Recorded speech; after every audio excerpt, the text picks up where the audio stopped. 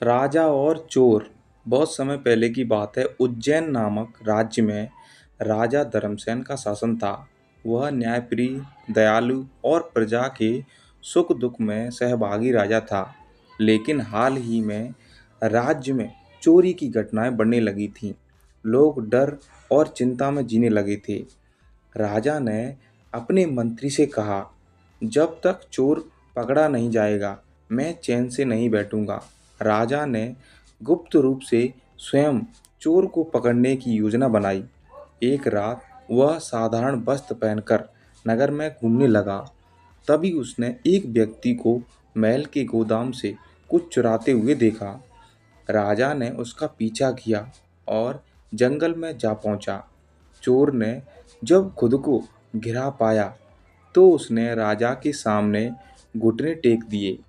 राजा ने तलवार निकालते हुए कहा, तुम्हारी इतनी हिम्मत कैसे हुई महल से चोरी करने की? चोर ने सिर झुकाकर कहा, महाराज, मैं एक विदुर हूँ। मेरी 3 बेटियां हैं। कई दिनों से भूखी थीं। मैंने हर दरवाजा खटखटाया पर कहीं से मदद नहीं मिली।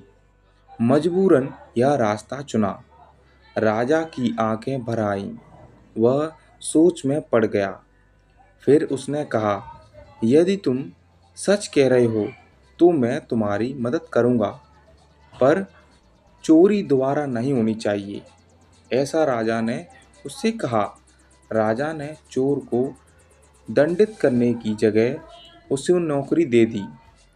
महल की बगिया में माली के रूप में उसने चोर की बेटियों के लिए भी स्कूल और भोजन की व्यवस्था करवाई।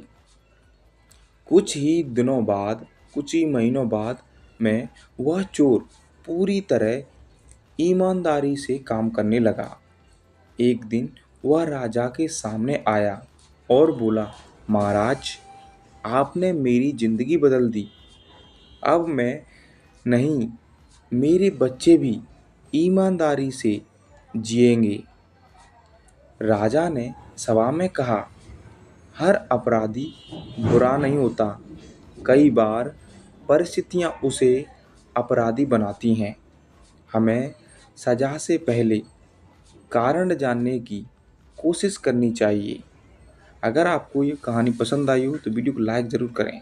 यह कहानी हमें सिखाती है कि दया और कामयाबी और समझदारी से किया गया निर्णय किसी की जिंदगी बदल सकता है। यह एक सच्चा राजा वही होता है।